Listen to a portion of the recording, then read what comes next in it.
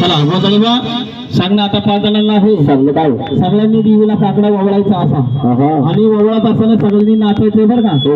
जे नाचतील त्यांना सकाळी चहाने गोटले बिस्किट मिळणार. जे नाचवर नाही त्यांना 500 रुपये दंड आहे. सांगणं स्पेशल कोणाला नवरदेवांना नवरदेवांना नवरदेवांच्या लग्नाचं जागरण होणं आहे.